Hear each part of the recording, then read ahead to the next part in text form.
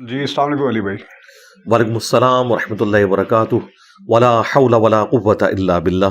اللہم صلی علی محمد وعلی آل محمد.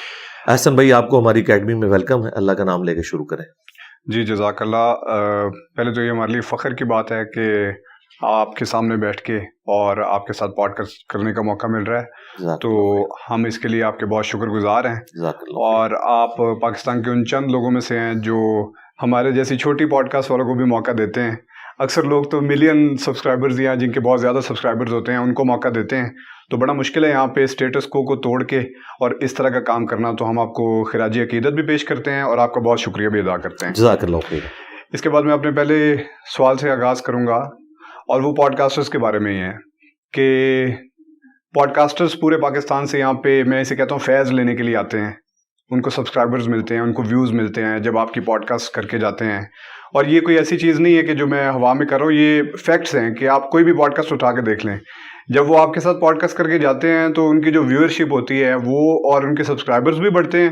اور اس کے بعد اگر ان کی جو سب سے بہتر موسٹ ویوڈ جو پوڈ کاسٹ ہوتی ہے اس میں ون آف دا نیم، بلکہ سب سے اوپر جو نام ہے وہ آپ کا ہی ہوتا ہے. میں آپ کو 5-6 ایسے گنوا سکتا ہوں لیکن اس وقت نام لینے کا فائدہ نہیں ہے. لیکن میرا کوشچن یہ ہے کہ جب وہ یہاں سے فیض لے کے جاتے ہیں اور اس کے بعد جا کے تو آپ کی باتوں کو کاٹ کے پیش کرتے ہیں اور تروڑ مروڑ کے پیش کرتے ہیں، اور اس کے بعد کئی چیزوں کو بیچ میں سے حذف کر دیتے ہیں، یا پھر جا کے کوئی ولاگ بناتے ہیں یا نیگیٹیولی پیش کرتے ہیں، کلاؤڈ بھی لے جاتے ہیں اور نیگیٹیولی بھی پیش کرتے ہیں. تو اور کئی لوگ تو پھر کئی مولوی حضرات کو یہاں پہ لے کے بھی آ جاتے ہیں. اس کے بارے میں بھی بات کرنے کی ضرورت نہیں، آپ بہت بات کر چکے ہیں. تو اس کے بارے میں آپ کا کیا پوائنٹ آف ویو، آپ کیسا فیل کرتے ہیں؟ نہیں، مجھے کوئی برا فیل نہیں ہوتا. اس کی وجہ یہ ہے کہ ہر شخص اپنے ظرف کے مطابق چل رہا ہوتا ہے. میرے پاس تو جو بھی آئے گا، ہم چونکہ بیٹھے ہیں اللہ اور اس کے محبوب صلی اللہ علیہ وآلہ وسلم کے دین کی خدمت کے لیے، تو ہمارے دار ارکم کی پوری ٹیم نے پہلے دن سے یہ ڈیسائیڈ کیا تھا کہ جو بھی آئے گا پوڈ کاسٹ ریکارڈ کرنے کے لیے ہم اسے اللہ کے لیے دین سکھائیں گے. باقی یہ اس کا اپنا ظرف ہے کہ وہ اس کو مس یوز کرتا ہے یا کسی طریقے سے آؤٹ آف کانٹیکسٹ کرتا ہے. ہم نے الحمدللہ اپنی آڈینس ایسی ڈیولپ کر دی ہے پچھلے 15 سالوں کے اندر کہ جو کوئی بھی اس قسم کی غلیظ حرکت کرنے کی کوشش کرتا ہے نا، تو ہمارے اسٹوڈنٹس کامنٹس میں نیچے خود ہی جواب دے دیتے ہیں کہ آپ یہ آؤٹ آف کانٹیکسٹ کوٹ کر رہے ہیں یا آپ اس وقت زیادتی کر رہے ہیں، اپنا لقمہ ان کے منہ میں ڈال رہے ہیں. تو اس بنیاد کے اوپر ہم لوگوں کو پوڈ کاسٹ دینا چھوڑ نہیں سکتے. اس کی وجہ یہ ہے کہ اگر ہم یہ کرائٹیریا رکھ لیں گے پھر تو شاید ہمارے اس کرائٹیریا میں کوئی بھی پورا نہ اترے. ہمیں تو نہیں پتا یہاں آنے سے پہلے بندہ کیا ہے، جن کا پتہ بھی ہوتا ہے وہ آنے کے بعد بدل جاتے ہیں یا شاید ویوز کے لیے کرتے ہیں، دنیا داری میں پڑ جاتے ہیں. بس میں یہی کہہ سکتا ہوں، تو ان کے لیے ہدایت کی دعا کروں گا. باقی ہمیں کوئی فرق نہیں پڑتا، لیکن ان کے لیے ضرور یہ ایک عبرت کا مقام ہے کہ وہ اس قسم کی جو ایکٹیویٹی پرفارم کر رہے ہیں انہوں نے اللہ کو کیا منہ دکھانا ہے. اس قسم کی حرکت کر کے وہ چند ڈالرز تو کما لیں گے، ویوز تو کما لیں گے، فیم تو کما لیں گے، لیکن at the end of the day ان کو دنیا میں بھی ذلت ہوگی، آخرت میں بھی ہوگی. یہ دیکھ لیں، اب ماضی قریب میں بھی ایک اینکر کے ساتھ ہم نے نیکی کی کہ وہ اتنی دور کراچی سے آیا تھا، اسے میں نے ایک دن میں 4 پوڈ کاسٹ دی. اس کے بعد اس کے اوپر پریشر آیا بیسیکلی علماء کا کہ بھئی تم نے تو ہمارے پورے فرقوں کا جنازہ نکلوا دیا، تو اب اس کی کمپنسیشن یہ ہے کہ تم یوں ڈرامہ بازی کرو پھر ہم تم سے راضی ہوں گے. انہوں نے راضی پھر بھی نہیں ہونا تھا، تو چند دن ویوز کما لیے. اب دیکھ لیں وہی ویوز جو پہلے 70-80 ہزار لاکھ تک گئے تھے، اب وہی 1.5-2 ہزار کے اوپر واپس آ گئے. تو کتنے دن کما لیا. تو اس سے تو بہتر تھا یہ سونے کا انڈا دینے والی مرغی ذبح نہ کرتے بلکہ ریگولرلی آتے رہتے. بہرحال اب ہماری ٹیم نے یہ ڈیسائیڈ کیا ہے کہ جو بھی شخص ادھر پوڈ کاسٹ کے لیے آئے گا ہم اسے ایک دفعہ ہی پوڈ کاسٹ دیں گے، دوبارہ نہیں دیں گے. اس کی وجہ یہ کہ پھر باقی لوگوں کی حق تلفی ہوتی ہے. اس وقت بھی کیو میں 50 کے قریب لوگ لگے ہوئے ہیں. اٹ مینس کہ 1 سال بعد باری آنے والی ہے، اور اس 1 سال کے اندر اور لوگوں نے بھی اپنے نام لسٹ میں لکھوانے ہیں، تو ان کی حق تلفی بھی ہوگی. پلس جب ہم کسی کو دوبارہ یا تیسری بار دیتے ہیں نا، وہ پھر ویوز کے چکر میں پڑ جاتا ہے، دین سیکھنا اس کا کوئی مقصد نہیں رہ جاتا. تو اس لیے بار بار وہی باتیں ریپیٹ کرنا اور ادھر سے بات لے کے کسی اور کے بارے میں بات کرنا، پھر اس سے جا کے اس کا جواب لینا. اس لیے میں لوگوں کو یہ بھی ریکویسٹ کروں گا مستقبل میں بھی کہ کسی شخصیت کے بارے میں یہاں پہ ڈسکشن نہ کریں، دین ڈسکس کریں. میرے پاس جتنے لوگ آتے ہیں دین ڈسکس کرتے ہیں، لیکن دوسروں کے پاس جا کے مجھے ڈسکس کرتے ہیں. یعنی انہوں نے خود مجھے اتنی اہمیت دے دی ہے کہ دنیا میں اس وقت دین کے اوپر بات ہونے کا مطلب ہے کہ جی انجینئر صاحب جو ہیں وہ اس وقت دین کے لیے سب سے بڑا خطرہ ہے انورٹڈ کامرز میں ان کے نزدیک, تو ہم نے ان کو ڈسکس کرنا ہے. ہمارے پاس آ کے لوگ کریٹیکل ایشوز کو ڈسکس کرتے ہیں. منصور علی خان صاحب آئے ہیں, انہوں نے پالیٹکس کو ڈسکس کیا, بہت اچھی بات ہے. اسی طریقے سے کوئی اور ریلیجیس پلیٹ فارم سے بندہ آتا ہے, وہ ریلیجن کو ڈسکس کرتا ہے, تو وہ ٹاپکس کو ڈسکس کریں بجائے شخصیات کو ڈسکس کرنے کے. تو اس قسم کی کوئی حرکت کرے ہم اسے روک بھی دیتے ہیں. ابھی یہ پچھلی دفعہ بھی ایک پوڈ کاسٹ کرنے والے آئے, انہوں نے اقرار الحسن بھائی کے بارے میں ایک بالکل سمجھ لیں پرسنل نوعیت کا کوشچن جو ایک تھیوری کے اوپر مبنی تھا, واللہ عالم اس کی پریکٹیکل وہ ایگزیکیوشن ہوئی ہے یا نہیں ہوئی ہے, تو وہ کر رہا تھا, تو اس کو پھر ہم نے روک دیا. اس نے وہ اتنا حصہ بیچ میں سے کاٹ کے نا یوں پریزنٹ کرنے کی کوشش کی گویا کہ ہم انہیں سوالات سے روک رہے ہیں. بھئی ہم لوگوں کے ذاتی زندگی میں دخل دینے سے آپ کو روک رہے ہیں, لیکن بس اس کے ذریعے پھر وہ ویوز کماتے ہیں. اللہ ان کو ہدایت دے جی, میں دعا ہی کر سکتا ہوں. بے شک بے شک. تو بیسیکلی اگر میں اس میں سے تھوڑا سا اخذ کروں تو کیا آپ یہ کہہ رہے ہیں کہ اب یہاں پہ لوگوں کو دین ڈسکس کرنے کے لیے آنا چاہیے اور پالیٹکس بھی نہیں ڈسکس کرنی چاہیے, یا پالیٹکس ڈسکس کرنے کے لیے بھی تیار ہیں؟ کیونکہ جیسے منصور علی خان صاحب نے کہا کہ اب کافی لوگوں کا یہ بھی موقف ہے, آپ کے کافی اسٹوڈنٹس کا بھی یہ موقف ہے کہ علی بھائی کو صرف دین ڈسکس کرنا چاہیے اور ان کی دین کے اوپر گرپ ہے. تو if I take the liberty to ask کہ وہ کہتے ہیں کہ ان کو پالیٹکس کو ڈسکس ہی نہیں کرنا چاہیے سرے سے, تو اس کے بارے میں آپ کا کیا موقف؟ پالیٹکس کو ہم نے ٹاپک بنا کے تو کبھی ڈسکس نہیں کیا. پالیٹکس کے وہ حصے جو ریلیجن کے ساتھ جڑے میں ان کو ڈسکس کرتا ہوں. باقی ایک کہنا کہ کسی کو پتا یا نہیں پتا, وہ تو جن کو لیڈرز بنائے بیٹھے ہوئے ہیں ان کی تو ہر بات غلط نکلی, اور ان کے بارے میں جو کچھ ہم نے پریڈکٹ کیا تھا وہ تو ٹھیک نکلا. تو آپ فیصلہ کر لیں کسے زیادہ پتا ہے. تو الحمدللہ ہم نے کبھی کسی کے بارے میں یہ بات نہیں کی ہے کہ وہ فلاں ٹاپک پہ نہ بولے. آپ جو ہے وہ علمی دلائل کے ذریعے اپنا موقف رکھیں کہ ہاں یہ بات صحیح ہے یا یہ غلط ہے. جو باتیں ہم کسی لیڈر کے بارے میں کہتے تھے کہ آپ یہ غلط کر رہے ہیں, آج وقت گزرنے کے ساتھ ساتھ جب اسی لیڈر پہ برا وقت آیا ہے تو اب وہ ساری باتیں ایک ایک کر کے مانتے جا رہے ہیں. اس کا مطلب ہے کہ اس زمانے میں جب کبھی لوگ ہمیں کہتے تھے آپ کو پالیٹکس کا نہیں پتا, تو اب انہی لوگوں کو یہ کہنا چاہیے کہ ان کے بڑے کو پالیٹکس کا نہیں پتا تھا. انجینئر صاحب آپ اس وقت بات ٹھیک کر رہے تھے. اب میں پھر کسی ایک خاص شخصیت کو اگر ٹارگٹ کروں گا تو پھر لوگوں کے دل دکھیں گے, کیونکہ لوگ یہاں سیاسی پیشواؤں کو مذہبی پیشوا مانے ہوئے ہیں اور ان کو وہ سمجھ لیں قرآن و سنت کا درجہ دیتے ہیں. تو یہ بدقسمتی ہے. میرا خیال ہے وقت کے ساتھ ساتھ جو سمجھدار لوگ ہیں انہیں بات سمجھ آ جاتی ہے کہ ہم نے دینی پیشوا کا درجہ ان لوگوں کو نہیں دینا. یہ دنیا دار لوگ ہیں, اپنی منفیت کی خاطر جب تک سسٹم کے اندر ہوتے ہیں اس کے بینیفٹس اٹھاتے ہیں, جب سسٹم سے نکالے جاتے ہیں اسی سسٹم کے بارے میں پھر وہ باتیں کرتے ہیں جو ہم ان کو سسٹم میں ہوتے ہوئے کہہ رہے ہوتے ہیں کہ یار یہ غلط کر رہے ہیں. وہ کہتے ہیں نہیں آپ کو نہیں سمجھ. جب ان کے ساتھ ہوتی ہے تو پھر وہ کہتے ہیں ہاں جی اب ہمیں سمجھ آ گئی. اس طریقے سے کئی صحافی بھی ہیں جن کے اوپر ہم نے کرٹیسزم کیا ہے, لیکن وقت کے ساتھ ساتھ ان کو بھی بات سمجھ آ گئی. میں پھر نام نہیں لیتا, چند ایک صحافی ہیں جو مسنگ پرسنز کے ایشو میں اس وقت ماؤتھ پیس بنے ہوئے تھے اسٹیبلشمنٹ کا. جب انہیں خود اس وقت سے گزرنا پڑا تو اب آپ دیکھ لیں, اب انہوں نے اپنی ایک پوڈ کاسٹ میں معافی مانگی ہے اور کہا ہے کہ جی میں جب خود مسنگ ہوں تو مجھے اندازہ ہوا ہے کہ کتنی تکلیف ہوتی ہے. تو اس کا مطلب ہے پھر معافی آپ کو ان لوگوں سے بھی مانگنی چاہیے جو آپ کے طریقے صحافت کے اوپر اس وقت آپ کو سمجھاتے تھے کہ یہ کوئی طریقہ نہیں صحافت کرنے کا کہ آپ اسٹیبلشمنٹ کا یا کسی سیاسی پارٹی کا ماؤتھ پیس بن جائے. صحافت تو نبیوں والا کام ہے, آپ سچائی کے لیے کھڑے ہوتے ہیں, اس میں آپ پارٹی نہ بنے. جس کی جو صحیح بات ہے وہ کریں, جس کی غلط بات ہے وہ کریں. تو کیا آپ اس پوڈ کاسٹ کو ایک, اگر میں اس کے بارے میں کوشچن پوچھ سکتا ہوں, تو کیا آپ اس پوڈ کاسٹ کو ایک معافی نامے کے طور پہ کنسیڈر کرتے ہیں؟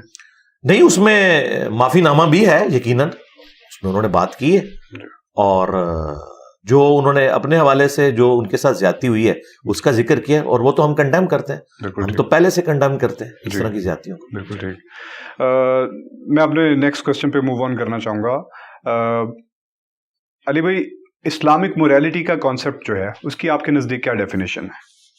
کس پوائنٹ آف ویو سے آپ پوچھ رہے ہیں؟ کنسینٹ کے حوالے سے, ویمن رائٹس کے حوالے سے, چائلڈ میرج کے حوالے سے. بیسیکلی میں اس کو تھوڑا سا اگر آپ کو ایکسپلین کر سکوں تو جتنے بھی ایتھیسٹ اور ایگنوسٹک لوگ ہیں ان کے بارے میں بیسیکلی جتنا ہم نے پڑھا ہے تو موسٹلی وہ لوگ احادیث کا حوالہ دیتے ہیں اور احادیث کا حوالہ دے کے اس میں سے کنسینٹ کے ایشوز اٹھاتے ہیں, ویمنز رائٹس کے ایشوز اٹھاتے ہیں اور چائلڈ میرج کے ایشوز اٹھاتے ہیں، اور اس کے علاوہ بھی کافی اٹھاتے ہیں. لیکن میں یہ 3 ہائی لائٹ کر کے آپ سے پوچھنا چاہ رہا تھا کہ یہ کنسینٹ، ویمنز رائٹ اور چائلڈ میرج اگر آپ کہیں گے تو میں ایک ایک کر کے بھی آپ سے پوچھ لوں گا.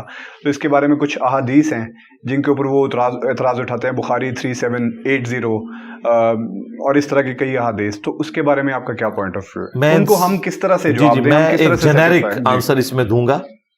ایتھیسٹ کے ساتھ جو ہمارا مقدمہ ہے نا، وہ اللہ تعالیٰ کی ذات کے حوالے سے ہے، ول آف گاڈ کے اوپر نہیں ہے. ول آف گاڈ کو ہم ڈیفینڈ نہیں کر سکتے. ایون کوئی پیغمبر بھی ہے نا، وہ ول آف گاڈ کو یہ کہہ کے ڈیفینڈ کرے گا کہ یہ ول آف گاڈ ہے، اس کے آگے کوئی جسٹیفیکیشن اس کی نہیں دی جائے گی. کبھی پیغمبر کی مرضی ہو، اللہ کی اجازت ہو تو کسی خاص چیز کی کوئی حکمت بیان کی جا سکتی ہے. ادروائز حکم یہ ہے سمعنا و اطعنا، سنا اور مانا.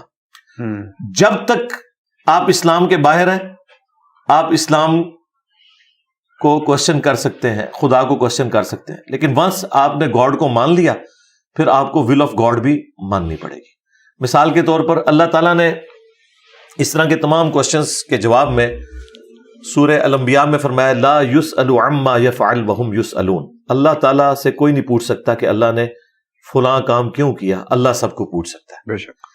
یعنی اب کوئی شخص یہ کہے کہ میرے نزدیک جو انسانی مساوات ہے، ہیومن ڈگنیٹی میں ایکویلٹی مرد و عورت میں یہ ہے کہ ایک دفعہ پریگنینسی کی تکلیف سے مرد گزرے اور ایک دفعہ عورت گزرے، تو ٹھیک ہے آپ خواہش رکھ سکتے ہیں، لیکن پریکٹیکلی ایسا نہیں ہوگا، یہ آپ کو بھی پتا ہے. جو لوگ کہتے ہیں کہ ہیومن ڈگنیٹی میں مرد و عورت برابر ہیں، تو اس کا تقاضا یہ ہے کہ دونوں کی رسپانسبلٹیز بھی ایک جیسی ہیں. تو پریکٹیکلی تو وہ بھی جو لڑکیوں کی ہاکی کی ٹیم یا وومنس کی کرکٹ کی ٹیم، اس کا مقابلہ جو ہے وہ مردوں کی کرکٹ کی ٹیم کے ساتھ نہیں کرواتے، علیحدہ ہی ٹورنامنٹ ہوتے ہیں. تو بیسیکلی انہوں نے بھی یہ چیز مانی ہوئی ہے. میرا خیال ہے اس طرح کی جتنی نیٹی گریٹیز ہیں نا قرآن و سنت کی، انہیں ڈسکس کرنے کا کوئی فائدہ نہیں ہے. فائدہ یہ ہے کہ آپ مقدمہ ڈسکس کریں. مقدمہ ہمارا ایتھیسٹ کے ساتھ یہ ہے کہ خدا ہے یا نہیں ہے، اس کے اوپر بات کریں. آپ اگر کہیں گے کہ جب تک آپ نبی علیہ السلام کی 11 شادیوں کے بارے میں ہمیں سیٹسفائی نہیں کرتے، ہم خدا کو نہیں مانیں گے، تو بھائی ہم کبھی بھی ڈیفینڈ نہیں اسے کریں گے. اس کی وجہ یہ ہے کہ نبی علیہ السلام کے دنیا میں تشریف لانے سے پہلے بھی خدا تھا. خدا کسی پیغمبر کا محتاج نہیں ہے، سارے پیغمبر اس کے محتاج ہیں، اس کے ریپریزنٹیٹیو ہیں، وہ خدا کا تعارف کروانے آئے ہیں. اب یہ کہنا کہ جی ہم اس خدا کو مانیں گے جو اس طریقے سے چلے، تو یہ تو آپ کا سوچنے کا انداز ہے نا. یہ تو اللہ کی مرضی ہے کہ وہ ایک ایسی عورت کو جس کے 4 چھوٹے چھوٹے بچے ہوں بچپن میں موت دے دے. آپ شاید اسے ظلم سمجھ رہے ہو، لیکن اللہ تعالیٰ نے دنیا کو قانون ابتلا یعنی آزمائش کے ساتھ جوڑا ہوا ہے. دنیا کو اگر آپ ایبسولوٹلی دیکھیں گے تو یہاں آپ کو ظلم کا نظام بھی نظر آئے گا، آپ کو یہاں بھوک بھی نظر آئے گی، زیادتی بھی نظر آئے گی. لیکن اگر اس کو آخرت کے ساتھ جوڑیں گے تو پھر آپ کو سمجھ آئے گی کہ دنیا میں اللہ تعالیٰ نے بعض کو دے کے آزمایا، بعض سے لے کے آزمایا. ٹھیک ہے، ہٹلر نے جو ظلم کیا جیوز کے ساتھ، تو دنیا میں تو اس سے بدلہ نہیں اتارا جا سکتا. ایک گولی مار کے اس نے خودکشی کر لی، لیکن جو اس نے ورلڈ وار 2 کے اندر 60 لاکھ یہودی ظلمن قتل کیے 100 فیکٹریز کے اندر، یا جو لوگ مسلمان ہیں وہ کہتے ہیں نہیں جی 60 نہیں 6 لاکھ تھے. 6 لاکھ بھی کوئی چھوٹا فگر تو نہیں ہے. اچھا، اتنا بڑا ظلم اس نے کیا تو کیا دنیا کی کوئی عدالت اسے سزا دے سکتی ہے؟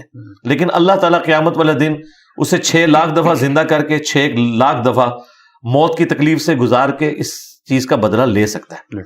تو دنیا اور آخرت کو ملا کے اسلام کے یا دین کے پورے مقدمے کو سمجھیں گے پھر تو آپ کو باتیں ٹھیک لگیں گی. اگر پک اینڈ چوز کریں گے تو ہم آپ کے سوال کرنے سے پہلے ہی کہتے ہیں کہ اسلام میں واقعی کئی چیزیں ایسی ہیں کہ جن کے بارے میں ہمیں تردد ہے اس حوالے سے کہ ہم اس آزمائش سے گزرتے ہیں. مثال کے طور پر ایک شخص پورا دن مزدوری کرتا ہے گرمیوں کے دن، اور رات کو وہ عشاء کی نماز پڑھ کے 10-11 بجے کہیں سوتا ہے، صبح پھر اسے 4 بجے اٹھنا پڑتا ہے. اس بیچارے کی تو نیند ہی پوری نہیں ہوتی، پھر اسے مزدوری پہ جانا پڑتا ہے. تو ایک تکلیف تو ہے، گرمیوں کے روزے رکھنا ایک تکلیف دہ امر تو ہے. لیکن دین کا تو مقدمہ یہ ہے کہ وہ پہلے ہی کہتے ہیں کہ تکلیف ہے، یہ آزمائش ہے، لیکن اس کے اگینسٹ تمہیں اجر ملنے والا ہے. مختصر زندگی اللہ کو دے کر ہمیشہ کی کامیابیاں حاصل کرو گے.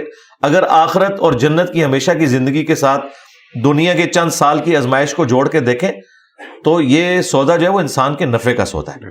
تو یہ جو بیچ میں سے پک اینڈ چوز کرتے ہیں نا چیزیں, ہر بات کا ہم نے جواب نہیں دینا, نہ خدا نے جواب دیا ہے, نہ رسول نے جواب دیا ہے, نہ ہم نے دینا ہے. ہاں آپ ان پرنسپل مقدمہ ڈسکس کریں, خدا ایگزسٹ کرتا ہے یا نہیں, اگر کرتا ہے تو وہ کون سا خدا ہے, ٹھیک ہے. اس کے بعد اس نے اپنا تعارف کیسے کروایا ہے, اور پھر اس کے بعد ریلیجن کا مقدمہ, پھر اسے پریکٹس کرنے کا مقدمہ شروع ہوگا. ونس آپ کو ریلیجن اڈاپٹ کرتے ہیں, پھر اس میں جو حکم جس طریقے سے ہے وہ آپ نے اس کو اسی طریقے سے ماننا ہے. اس کی جسٹیفیکیشن ہم نے کوئی نہیں دینی, ورنہ تو میں 50 سوال آپ کو لکھ کے دے دوں گا کہ نمازیں 5 کیوں ہیں, بالکل ٹھیک, 3 ہونی چاہیے, 2 ہونی چاہیے, 1 ہونی چاہیے, یا ہفتے میں 1 دن ہونا چاہیے. وہ تو آپ جو بھی ماڈل, آپ بھی اگر کوئی آئیڈیل ماڈل بنائیں گے نا, میں اس میں بھی غلطی نکال لوں گا کہ نہیں جی یہ یوں نہیں یوں ہونا چاہیے. تو یہ جو بیٹھ کے اس قسم کی گفتگو کر رہے ہوتے ہیں نا, بیسیکلی یہ اپنی مرضی کی زندگی گزارنا چاہتے ہیں. میری مرضی, میری خواہشات اور میرے درمیان سب سے بڑی رکاوٹ ہی خدا ہے. اگر میں اسے ہٹانے میں کامیاب ہو جاؤں تو میں اپنی مرضی کی زندگی گزار سکتا ہوں. اور یہ اصل مرض ہے ایتھیسٹ کا, ان کا اصل مرض یہ ہے.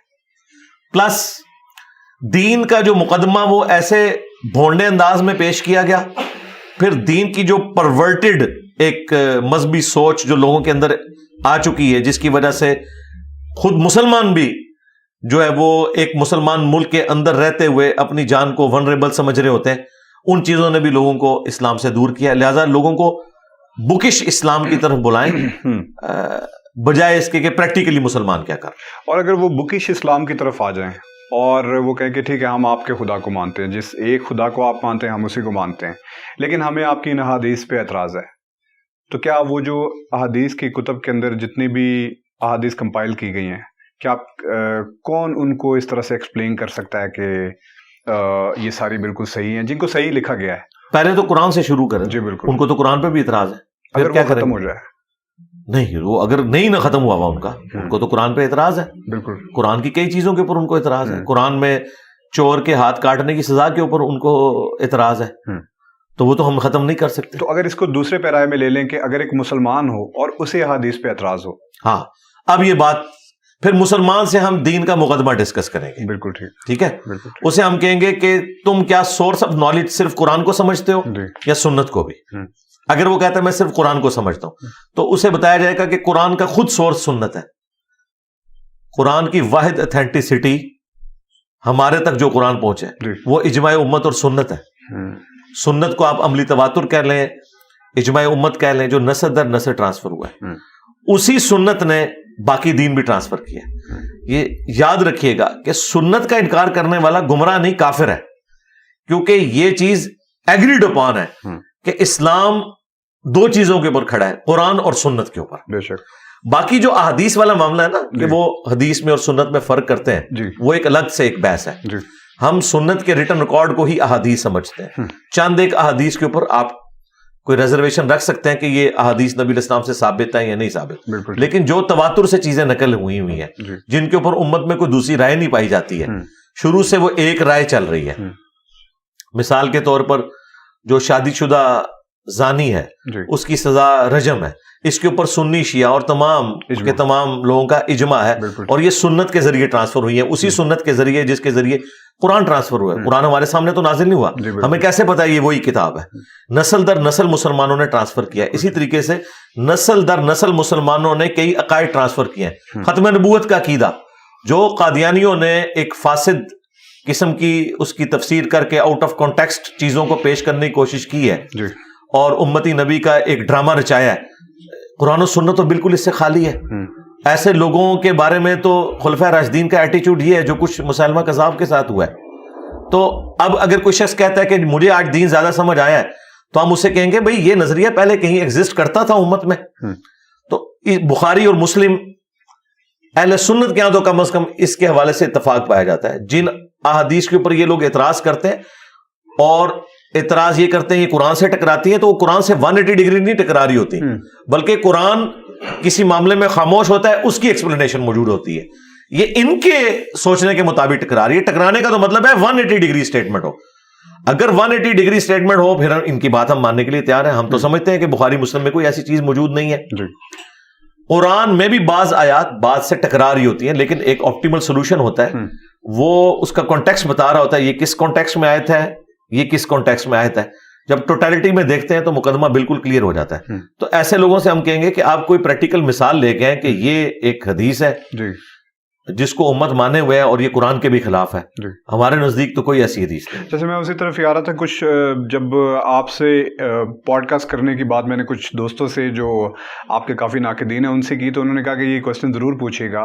تو آپ کا جو کربلا کا ریسرچ پیپر ہے اس کے اندر سے ایک حدیث ہے کہ جس میں یہ ہے کہ میرے بعد خلافت 30 سال رہے گی, اور اس کے بعد پھر ایک حدیث انہوں نے مجھے ساتھ وہ دکھائی کہ یار یہ دیکھو یہ تو لکھا ہوا ہے کہ میرے بعد 12 خلیفہ آئیں گے, تو اگر 12 خلیفہ آئیں گے اور 30 سال خلافت رہے گی تو پھر یہ دونوں چیزیں آپس میں ٹکرا رہی ہیں, تو آپ کس کو صحیح مانیں گے؟ جی دونوں باتیں درست ہیں. اچھا ہاں, ان 12 خلیفوں میں کیا کہ خلفائے راشدین ہوں گے وہ 12 خلیفہ لکھا تو خلیفہ تو ہے.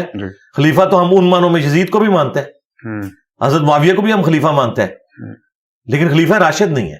تو 12 خلفاء تو ہوں گے. اور دوسری بات, اگر وہ 12 خلفاء کو ہی مانتے ہیں تو خلفاء تو بعد میں بھی چلتے رہے. ہم تو آج جو پرائم منسٹر ہے اسے بھی خلیفہ مانتے ہیں. ظاہر حاکم وقت تو ہے نا. ایک ہے خلافت راشدہ. خلافت راشدہ 30 سال تک ہے.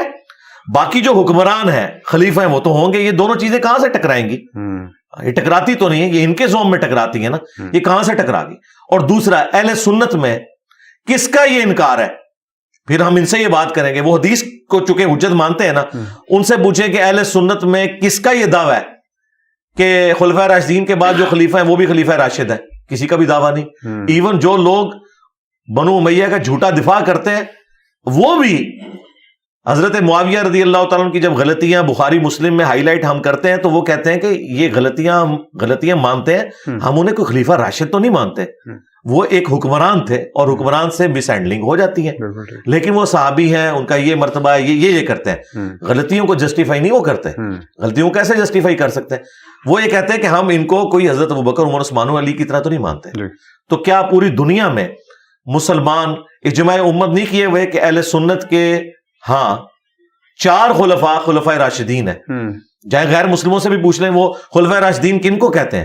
حضرت ابوبکر عمر عثمان علی کو. رہ گئے وہ 12 خلیفہ. تو وہ جو 12 خلیفہ ہیں ان میں تو ایسے خلیفہ ہیں جن کو یہ خود بھی صحیح نہیں سمجھتے ہیں. مثلا عبد الملک بن مروان وہ خلیفہ تھا, یزید کے بعد مروان بنا اور پھر اس کا بیٹا عبد الملک بن مروان, جس نے حجاج ابن یوسف کے ذریعے مکہ شریف کے اوپر چڑھائی کی. صحیح مسلم میں آتا ہے خانہ کعبہ شریف کا غلاف جل گیا, ایک دیوار بھی ڈیمیج ہوئی. عبداللہ ابن زبیر کو قتل کیا, ان کی لاش کو کعبے کے دروازے پہ لٹکا دیا اور یہودیوں کے قبرستان میں ان کی لاش پھینک دی سولی دے کے. یہ تو مسلم شریف میں موجود ہے. تو کیا یہ خلافت راشدہ ہے جس کے اندر ایک صحابی رسول کے ساتھ یہ ظلم کیا جا رہا ہے؟ تو حجاج ابن یوسف کو تو یہ خود بھی ظالم مانتے ہیں, کیونکہ مسلم شریف میں موجود ہے بنو ثقیف میں ایک ظالم ہوگا اور ایک کذاب. اور اسما بنت ابی بکر جو حضرت ابو بکر کی بیٹی ہیں, حضرت عائشہ کی بڑی بہن, وہ کہتی ہیں حجاج ابن یوسف سے جب وہ ان کے بیٹے کو قتل کرتا ہے, عبداللہ ابن زبیر انہی کے بیٹے تھے, کہ ہم کذاب تو دیکھ چکے, ظالم تو ہے حجاج ابن یوسف. تو یہ خود ان کو ظالم مانتے ہیں, صحابہ کرام کا قاتل مانتے ہیں ان کو. تو اگر یہ خلافت راشدہ ہے عبد الملک بن مروان کی, وہ تو یہ ظلم کرتا رہے, تو یہ کبھی بھی ان کی غلطیوں کو جسٹیفائی نہیں کرتے. Not at all, never. اگر کرتے ہیں تو اہل سنت سے خارج ہیں. اہل سنت کا کہیں موقف یہ نہیں رہا کبھی بھی. اجماع ہے اس بات. جی. تو اسی طرح سے اگر میں حضرت عائشہ, سیدہ عائشہ کے بارے میں آپ سے یہ پوچھوں کہ ان کی عمر مبارک جب شادی کے وقت, اس کے بارے میں یہ کہا جاتا ہے کہ مسلمانوں میں آپ کے 6 سے 9 سال عمر تھی جب ان کا نکاح مبارک ہوا. تو میرا اس کے بارے میں آپ سے یہ سوال ہے کہ اس چیز کو کس طرح سے ایک مسلمان بچے کو جو ریسرچ کر رہا ہے اسے کیسے جسٹیفائی کریں, کس طرح سے جسٹیفائی کر رہا ہے؟ میں ایتھیسٹ یا اگنوسٹک کی بات نہیں کر رہا, لیکن ہم مسلمان بچے کو کس طرح سے وہ جسٹیفائی کریں. آپ کی جو سائنس ہے وہ بھی اس کے مترادف اب ریسرچ ہو چکی ہے بہت زیادہ ان چیزوں کے اوپر, کہ ایک جو بچی ہوتی ہے وہ جب جوان ہوتی ہے تو اس کے بعد پھر جا کے کوگنیٹیو بیہیویئرز اس کے جو ہیں وہ سارے کے سارے ڈیولپ ہوتے ہیں, عقل ڈیولپ ہوتی ہے, فزیکلی ڈیولپ ہوتی ہیں. تو اس کے بعد جا کے تو آپ جو ہے نا بلوغت کی عمر کے بعد آپ شادی کی عمر تک پہنچتے ہیں, تو اس کے بعد شادی ہونی چاہیے, نہیں تو اس کے کافی نقصانات ہوتے ہیں, ڈپریشن, سوئسائڈ اور اس طرح کی بہت ساری چیزیں. آپ کو بہتر پتا ہوگا, آپ سے یہ سوال بہت دفعہ ہو چکا ہوگا. تو اس کو کس طرح سے سیدہ عائشہ کی عمر کے حوالے سے جی اہل سنت میں اتفاق ہے, 9 سال کی عمر میں ان کی رخصتی ہوئی ہے. اچھا, یہ 9 کو آپ 19 سال بھی کر لیں, ان لوگوں کی تو تسلی پھر بھی نہیں ہونی, کیونکہ نبی اسلام کی تو عمر 52 سال تھی. وہ کہیں گے 3 گنا عمر ہے. لیکن کم از کم مسلمان تو اس چیز سے جسٹیفائی نہیں, مسلمان بھی نہیں ہوں گے. کیسے ہو جائیں گے مسلمان؟ غامدی صاحب تو ہو جائیں گے. غامدی صاحب ہوں گے نا, تو غامدی صاحب یہ سمجھتے ہیں میں سیٹسفائی ہو گیا تو باقی مسلمان بھی ہو جائیں گے. تو یہ تو نہیں, وہ تو یہ جب تک آپ نے 19 کو 49 نہیں نہ کرنا ان کی تسلی نہیں ہونی, تو آپ کرتے رہے. باقی سیدہ عائشہ کو ہم عام خاتون تو سمجھتے نہیں, ہم سمجھتے ہیں کہ ان کا یہ معاملہ جو ہے ایک معجزانہ معاملہ ہے. بخاری مسلم میں حدیث ہے کہ 3 راتوں تک حضرت جبرائیل علیہ السلام نے نبی علیہ السلام کو خواب میں تصویر دکھائی تھی سیدہ عائشہ کی کہ یہ آپ کی ہونے والی بیوی ہے. تو سیدہ عائشہ کوئی عام خاتون نہیں ہے, نہ ہم اس 9 سال کی عمر کی لیگیسی کو یہ کہتے ہیں کہ اس طریقے سے آپ نے امت میں ٹرانسفر کرنا ہے. وہ ایک یونیک پرسنالٹی ہے, وہ واحد بیوی ہے نبی علیہ السلام کی جو کنواری تھی اور 47 سال بعد میں زندہ رہی اور دین کی تعلیمات انہوں نے آگے ٹرانسفر کی امت تک. مسلمان تو پھر آپ سے یہ بھی سوال کرے گا کہ اللہ تعالیٰ نے ایک جوان عورت سے اس کا خامند لے لیا, اس کے بعد دوسری شادی کا حق اس سے کیوں چھین لیا؟ یہ بھی سوال کرے گا. تو قرآن نے تو کہا ہے کہ نبی کی بیویوں کے ساتھ نکاح نہیں ہو سکتا. اللہ کے نزدیک یہ بہت بڑا گناہ ہے. سورۃ الاحزاب میں ہے کہ تم نبی علیہ السلام کے دنیا سے تشریف لے جانے کے بعد ان کی عورت سے نکاح کرو, بلکہ یہاں تک کہہ دیا کہ وہ ماں ہے تمہاری, النبی اولا بالمؤمنین من انفسہم وازواجہم امہاتہم. لیکن بچہ تو پوچھے گا نا کہ ایک عورت ایک کمرے میں 47 سال اکیلے گزار رہی ہے, اس کی اولاد بھی کوئی نہیں ہے, جوانی میں وہ بیوہ ہو گئی ہے, ٹھیک ہے. ہمارے نزدیک 18 سال کی عمر میں, غامدی صاحب کے نزدیک چلے 27 سال کی عمر میں, ٹھیک ہے.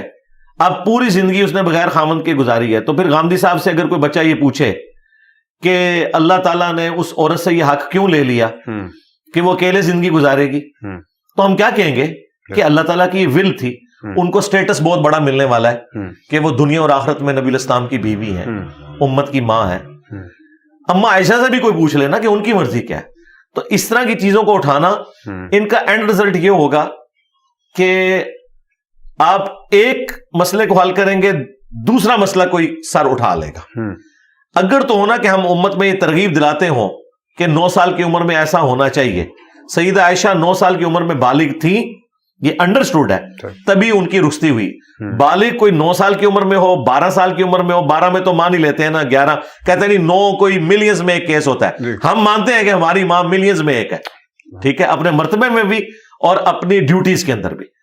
تو آپ اس طرح کے معاملات کو لے کے تب الزام لگائیں جب اسے ایکسٹراپولیٹ کر کے ہم اس کے ذریعے کوئی رزلٹ نکالنا شروع کرتے. رزلٹ وہی ہے کہ جب تک عورت بالغہ نہیں ہوتی ہے اس کی شادی نہیں ہوگی. یہ چیز ہے, بالغہ تھی وہ. بالکل ٹھیک ہے. علی بھائی, کانسیپٹ آف لانڈی کے بارے میں آپ سے کوسچن ہے کہ یہ جو لانڈی کا کانسیپٹ ہے یہ ختم ہو چکا ہے یا ابھی بھی ہے؟ نہیں, ختم ہو چکا ہے. اس کے لیے آپ الجہاد فی الاسلام مولانا مودودی کی کتاب پڑھ لیں. یہ ایک کیٹاسٹرافک کنڈیشن کے اندر ایک غلاموں اور لانڈیوں کا سلسلہ چل رہا تھا, اور اس کو اللہ تعالیٰ نے ڈسکریج کیا, حرام نہیں کیا, کیونکہ حرام کرتے تو فوراً سارے کے سارے معاملات کو ہینڈل کرنا مشکل ہو جاتا. اس وقت ڈسکریج کیا؟ جی ڈسکریج کیا, حرام کر دیا. نہیں حرام نہیں ہے, ابھی بھی ڈسکریج ہے. ڈسکریج ختم ہو گیا نا جی, ڈسکریج ہو کے اپنی موت خود مر گیا وہ سسٹم. آپ یہ سمجھیں کہ لونڈی سسٹم تھا کیا. بیسیکلی جب مسلمان کافروں سے جنگ لڑتے تھے, اس جنگ کے دوران جو عورتیں میدان جنگ میں لڑنے آئی ہوتی تھی مسلمانوں کے خلاف, وہ عورتیں, ایک تو حال یہ تھا کہ مسلمان جنگ جیت کے ان کو بھی قتل کرتے, ان کے بچوں کو بھی قتل کرتے. تو ایسا تو نہیں ہوا, صرف مرد قتل کیے جاتے تھے. ظاہر ہے یہ جنگوں میں یہی ہوتا ہے, ان عورتوں اور بچوں کو غلام بنا لیا جاتا تھا. ایک حال یہ تھا کہ انہیں واپس بھیج دیتے تاکہ وہ بچے جوان کر کے تو بدلہ اتارتی. دوسرا یہ تھا کہ مسلمانوں کی وہ تربیت میں رہتی اور اسلام سے امپریس ہو کے اسلام بھی قبول کرتی, ان کی نسلیں بھی آگے اسلام کی طرح ٹرانسفر ہوتی. اس وقت مین پاور کی بھی ضرورت تھی, اور یہ ہوا بھی. آپ دیکھیں یہ بنو قریظہ کا جو واقعہ بیان کرتے ہیں بخاری مسلم سے کہ ان کو یہودی قبیلے کو جو ہے ان کے مردوں کو قتل کروا دیا گیا, جو سعد ابن معاذ نے فیصلہ کیا. نبی علیہ السلام سے تو فیصلہ نہیں کروا رہے تھے, ہو سکتا ہے حضور چھوڑ ہی دیتے, سعد ابن معاذ سے کروایا. انہوں نے کہا پھر یہ تو خود یہودیوں کے ہاں بھی یہی سزا ہے کہ جو بد عہدی کرتا ہے, کیونکہ انہوں نے مسلمانوں کے قتل کا فتویٰ جاری کیا تھا. اگر وہ کامیاب ہو جاتے تو جو مسلمان مرد قتل ہوتے اور مسلمانوں کی عورتیں جو ان کے پاس چلی جاتی, اس کا کیا ہوتا. تو ظاہر ہے کہ یہ آپ ٹوٹیلٹی میں مقدمے کو دیکھیں تو اس میں پھر ان کے مرد قتل ہوئے, عورتوں اور بچوں کو رکھا گیا. اور ابو داؤد میں حدیث موجود ہے کہ جو بچے بالغ تھے جن کے غیر ضروری بال نکلے ہوئے تھے, ان کو قتل کیا گیا اور جن کے بال نہیں تھے ان کو بچا لیا گیا. تو ان میں سے کئی صحابہ ہیں کہ انہوں نے اسلام بھی پھر قبول کیا. تو آپ آج کا جو ایک ڈیموکریٹک ویلیوز والا سسٹم ہے اور اس وقت کا جو قبائلی سسٹم ہے, اس کو اگر ایک نظر سے دیکھیں گے نا تو پھر آپ کو باتیں سمجھ نہیں آئیں گی. بالکل ایسی ہے. آج اگر نبی اسلام اس دور میں تشریف لے کے آتے نا تو کئی ایک معاملات ڈیفرنٹ ہوتے ہیں اس وقت سے. اس وقت ایک قبائلی سسٹم تھا, گیون سرکمسٹانسز کے اندر ایک دن کے اندر چینج نہیں لائی جا سکتی. پھر بھی جو کچھ کیا نبی اسلام نے وہ ایک ریمارکیبل کام تھا اتنے کم پیریڈ کے اندر. تو آج تو انسانیت ٹھوکریں کھا کھا کے بیسک ہیومن رائٹس اور عورتوں کے حقوق اور یہ ساری چیزیں سیکھ گئی. میں تو سمجھتا ہوں یہ پریزنٹ ورلڈ جو ہے یہ یعنی دنیا میں رہنے کے لیے بہترین وقت یہی ہے. ورلڈ وار 2 کے بعد جس طرح UNO بنی اور دنیا میں کنٹریز بن گئے اور امپائرز ختم ہوئی, دنیا رہنے کے قابل ہو گئی ہے. ورنہ تو ہر وقت جنگ و جدال کا سلسلہ رہتا تھا. وہ جو لائنیں وہ ڈرا کر کے چلے گئے وہ آپ اس کو صحیح سمجھتے ہیں؟ جی میں سمجھتا ہوں دنیا میں سکون آ گیا, اس کی وجہ سے سکون آ گیا. جی سکون آ گیا. دیکھیں انسان لرن کر, لیکن کئی جگہ یہی باتیں ڈاکٹر اقبال کریں نا تو یہ لوگ کہتے ہیں ماشاءاللہ کیا بات فرما دی. تو ابلیس کی مجلس شورا آپ ذرا پڑھ کے دیکھیں, اس میں وہ کیا باتیں کر رہے ہیں کہ انسانیت ٹھوکریں کھا کھا کے اسی نظام کی طرف آ رہی ہے جو نبی اسلام نے دیا تھا. اس میں وہ کارل مارکس کی اگر تعریف کرتے کہ غلاموں نے جو ہے وہ آقاؤں کی زنجیروں کو توڑ دیا ہے, سارے رائٹس کی باتیں ہو رہی ہیں. یہ آج جو آپ کو اتنی ویلیوز نظر آ رہی ہیں ٹھوکریں کھا کھا کے جو انسانیت نے سیکھی ہیں, نبی اسلام نے 1400 سال پہلے یہ چیزیں سامنے رکھی تھی. لیکن اس وقت یعنی دنیا کے حالات و واقعات فیوریبل نہیں تھے. وقت کے ساتھ ساتھ انسانیت نے ایوالو کیا اور آج ہم ان جو ویلیوز کے اوپر بات کرتے ہیں. اس زمانے میں جب حال یہ ہو کہ باپ کے مرنے کے بعد اس کی ساری بیویاں بڑے بیٹے کے قبضے میں آ جائیں, بالکل ایسے وہاں اسلام یہ بات کرے کہ یہ کوئی بھی عورت جس کے ساتھ تمہارے باپ نے صحبت کر لی وہ تم پہ حرام ہے, تو یہ بہت بڑا ایک کام تھا. بے شک. ٹھیک ہے, جہاں لوگوں کی شادیوں کی تعداد ہی گنی نہیں جاتی تھی وہاں یہ کہنا کہ 4 سے زیادہ نہیں کرنی. بالکل ایسے. ٹھیک ہے, کوئی لمیٹیشن کسی بھی ریلیجن میں نظر نہیں آتی میرے خیال میں. آج انسانیت ایوالو ہو چکی ہوئی ہے. آج کے اعتبار سے آپ نے اسلام کو نہیں دیکھنا, یہ ذہن میں رکھیے گا. اسلام جن حالات و واقعات کے اندر آیا ہے اس میں بہت بڑی بلیسنگ تھی. یہ ایوالو ہو کے ہم یہاں تک پہنچے ہیں. چیزیں لرن ہو رہی ہیں, بیسک عقائد و نظریات وہی رہیں گے, لیکن وقت کے ساتھ ساتھ چیزیں انسانیت نے لرن کی ہیں. مثلا میں سمجھتا ہوں یہ ٹریفک قوانین جو ہے یہ یعنی ایک سمجھ لے ایک پیغمبرانہ کام ہے جو اللہ تعالیٰ نے اپنے بندوں سے لیا ہے. ٹھیک ہے, کس طریقے سے اتنی بڑی ٹریفک کے اندر ایک ہارمونی کریٹ کی ہے. تو انسانیت کو اللہ تعالیٰ لرن کروا رہا ہے. اسی کو ہم اجتہاد کہتے ہیں. یہ قیامت تک دروازہ کھلا ہوا ہے. مسئلہ ان کا ہے کہ جن کے اجتہاد کرنے والے 1200 سال پہلے قبروں میں چلے گئے ہیں. ہمیں تو اجتہاد قیامت تک جاری ہے. قرآن و سنت اجماع فکس ہے. تو اب ایک تلخ کوشچن انہی ناقدین کی طرف سے آیا, میں آپ سے وہ پوچھنا چاہوں گا. جس طرح سے انہوں نے مجھے لکھ کے بھیجا میں اسی طرح سے پوچھنا چاہوں گا کہ رسول اللہ کی حدیث آپ اکثر سناتے ہیں صلی اللہ علیہ وآلہ وسلم, اجماع امت کی دلیل میں کہ جماعت پر اللہ کا ہاتھ ہے, جس چیز پر اجماع ہو جائے وہ حق ہے. اور تھوڑے ہی سالوں پہلے پوری امت کے علماء کا اجماع مرزا غلام احمد قادیانی پر ہوا. کیا یہ چیز آپ کو خوف نہیں دلاتی کہ اس وقت تمام مسالک اور مناہج کے علماء کا اجماع اس بات پر ہو چکا ہے کہ آپ فساد اور جہالت پھیلا رہے ہیں اور انتشار پھیلا رہے ہیں؟ اور یہ ان کا سوال ہے. جی بہت اچھا, مجھے تو برا نہیں لگتا, مجھے تو یہ فل ٹاسک دیا انہوں نے. ہاں جی, تو میں ان کو فرق بتا دیتا ہوں. پھر فرق یہ ہے کہ غلام احمد قادیانی دجال نے تو دعوی نبوت کیا تھا, اور جن لوگوں نے سوال بھیجا ہے چشتی رسول اللہ, تھانوی رسول اللہ, تو ان کے بزرگوں نے پڑھایا ہوا ہے. پہلے یہ اپنا اسلام ثابت کریں, یہ اس کو ڈیفینڈ کرتے رہے مناظروں کے اندر. یہ ہمیں آ کے یہ بات بتائیں گے تو ہم تو انہیں خود سمجھتے ہیں یہ انہی بزرگوں کے ماننے والے ہیں جن بزرگوں میں سے ایک ان کا بزرگ غلام احمد قادیانی دجال تھا. یہ ہمیں کیسے سوال کر سکتے ہیں؟ دوسری بات, اجماع امت کی بات ہوئی ہے, اجماع علماء کی بات نہیں ہوئی ہے. اوکے جی, اگر اجماع علماء کی بات کریں تو تمام نان بریلوی علماء کا اجماع ہے کہ بریلوی گمراہ فرقہ ہے. تمام نان دیوبندی علماء کا اجماع ہے کہ دیوبندی ایک گمراہ فرقہ ہے. تمام نان اہل حدیث علماء کا اجماع ہے کہ اہل حدیث ملکہ وکٹوریہ کی پیداوار ہے. تو اجماع تو ساروں نے ایک دوسرے کے خلاف بھی کیا ہے. اجماع امت کا ہوتا ہے, علماء تو آٹے میں نمک کے برابر ہیں, اور وہ بھی جو نمک میں بھی ہیں وہ بھی آلموسٹ میجورٹی تو علماء سو کی ہے. علماء کا حال یہ ہے کہ علماء تو اینک پہننے کو بھی بدعت سمجھتے تھے. علماء جو ہے وہ چین والی گھڑی کو بدعت سمجھتے تھے, اسپیکر کو بدعت سمجھتے تھے, کیمرہ کو حرام سمجھتے تھے, اور عوام اس وقت بھی کہتی تھی کہ اسپیکر میں کوئی حرج نہیں. اس کا مطلب ہے کہ عوام کا اجماع پہلے ہوتا ہے, علماء کو بعد میں سمجھ آتی ہے. تو عوام ہے وہ تو پہلے سے تصویریں کھنچواتی تھی, علماء نے بعد میں تصویر کو حلال کیا کیا, فرض کر لیا, اس کے بغیر سٹارٹ نہیں ہوتے. اس کا مطلب ہے کہ عوام کو پہلے بات سمجھ آتی ہے, علماء کو بعد میں. پریکٹیکلی تو ہم نے یہ دیکھا ہے. تو عوام کو بھی سمجھ آ گئی ہے کہ ہمارے علماء اور ہمارے بزرگوں نے ہمارے ساتھ دھوکہ کیا ہے. اسی وجہ سے بریلوی, دیوبندی, اہل حدیث, شیعہ عوام ہمارے اس پلیٹ فارم کے ذریعے رسول اللہ کے ساتھ جڑ گئی ہے. تو الحمدللہ جس طرح یہ کہتے ہیں نا ہمارے علماء کا اجماع ہے, ان کی عوام کا اجماع ہے کہ ان کے علماء نے اس عوام کے ساتھ دھوکہ کیا ہے. تو اللہ کا شکر ہے اجماع تو ہمارے ساتھ ہے الحمدللہ, کیونکہ عوام بتائے گی نا. ہاں. اور آخری بات مجھے یہ بتائیے کہ میرے بعد یہ آپس میں ایک جگہ جمع ہو گئے ہیں اس حوالے سے علماء ان کے کہ انجینئر صاحب گمراہ ہیں. تو ان سے ذرا پوچھئے میری گمراہی ہے کیا؟ کیا بریلوی یہ بتائیں گے نہیں کہ میری گمراہی یہ ہے کہ میں کہتا ہوں نماز رفع الیدین کے بغیر نہیں پڑھنی چاہیے؟ تو اس گمراہی میں کیا میں اکیلا ہوں؟ اہل حدیث بھی یہی کہتے ہیں. تو پھر اہل حدیث کو بھی وہی گالی دے. میرا یہ دعویٰ ہے آپ کے کیمرے کی وساطت سے, میں نے پہلے بھی یہ کہا ہے, میرا کوئی ایک عقیدہ, کوئی ایک نظریہ ایسا بتا دیں جو مجھ سے پہلے امت کا نہ ہو. غلام احمد قادیانی دجال نے جو نظریہ پیش کیا امتی نبی کا, اس کو امت نے ریجیکٹ اس لیے کیا کہ اس نے ایک ایسا کانسیپٹ دیا جو پہلے نہیں تھا. ختم نبوت کے عقیدے کے اوپر اس نے ڈاکہ مارا.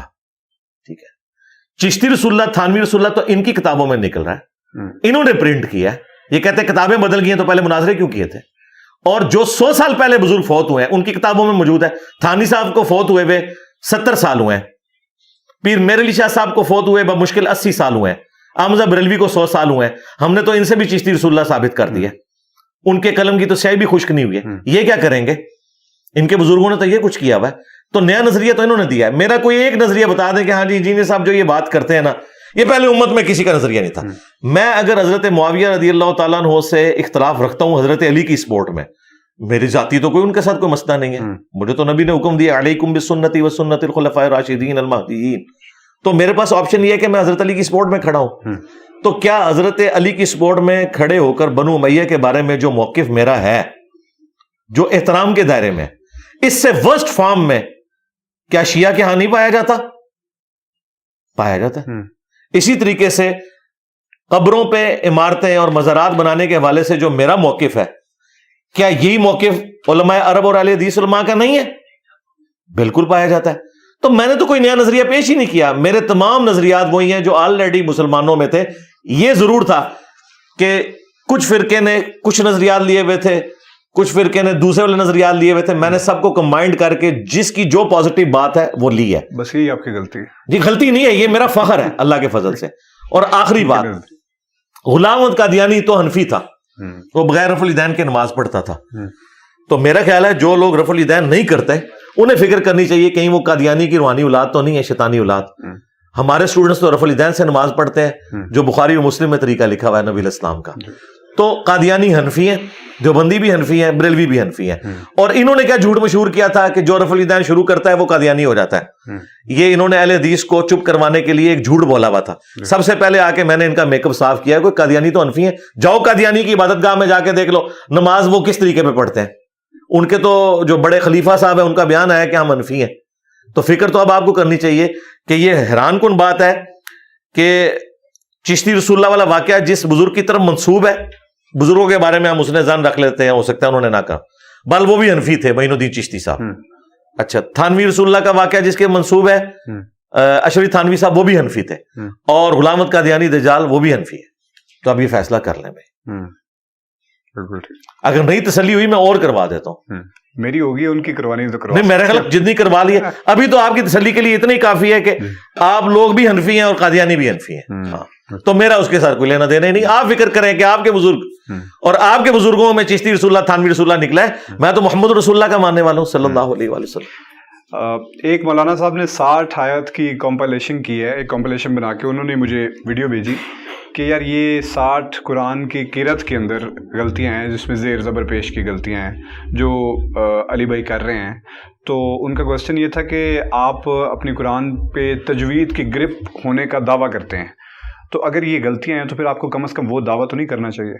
دیکھیں 6,500 آیات میں سے صرف 60 آیات ان کو ملی ہیں, تو ریشو پروپورشن نکالیں. اچھا, ان کی حالت یہ ہے کہ اللہ تعالیٰ نے دیوبندیوں کے منہ کے اوپر کالک مال دی ہے. پلانٹ ارتھ پہ جو سب سے بڑا دیوبندی مفتی ہے, مفتی تقی عثمانی صاحب, انہوں نے قرآن کی سب سے مشہور آیت سورہ توبہ کی 24 نمبر, اس میں کم از کم 4 جگہ پہ غلطی کی ہے, یہ فلسطین والی کانفرنس میں. اور یہ میں تقی عثمانی صاحب پہ ٹانٹ نہیں کر رہا, غلطی لگ سکتی کسی کو بھی, پیچھے سے لقمے دے رہا ہے پھر بھی غلط پڑھ رہے ہیں. پہلے انہوں نے ایک حصہ ٹھیک پڑھا, وہ لقمے کے بعد وہ بھی غلط پڑھ دیا. وہ ویڈیو ریکارڈ ہے, میں نے گن پوائنٹ پہ ان سے نہیں بنوائی. تو یہ ذرا بتائیں کہ جو بندہ ایک آیت میں 4 غلطیاں کرے وہ زیادہ غلطیاں کر رہا ہے, یا جو 6,500 میں صرف 60 آیات میں کہیں غلطی کر رہا ہے؟ اس طرح کی غلطیاں ڈاکٹر اسرار صاحب سے بھی ہوئی ہیں, امام کعبہ سے بھی ہو جاتی ہیں. یہ کوئی ایسا مسئلہ نہیں ہے, متشابہ بھی لگ جاتا ہے. غلطی تب ہے کہ جب میں نے قرآن پڑھا, آپ نے میری غلطی ہائی لائٹ کی اور میں دوبارہ اسے غلط پڑھ رہا ہوں. جس طرح کہ تقی عثمانی صاحب کی غلطی اس نے ہائی لائٹ کی, پھر انہوں نے غلط پڑھا, بلکہ وہ الفاظ بھی غلط پڑھ دیے جو پہلے ٹھیک پڑھے ہوئے تھے. تو لیکن پھر بھی یہ تقی عثمانی صاحب کو میں کہوں گا کہ ٹھیک ہے, شاید آخری عمر میں کوئی اختلاط کا شکار ہو گئے, جو بھی ہے. بل دیوبندی تو گئے بےچارے, ان کا وہ پلانٹ ارتھ کا مفتی اعظم جو ہے نا, وہ تو ایک آیت ہی 4 غلطیاں اس کے اندر کر گئے.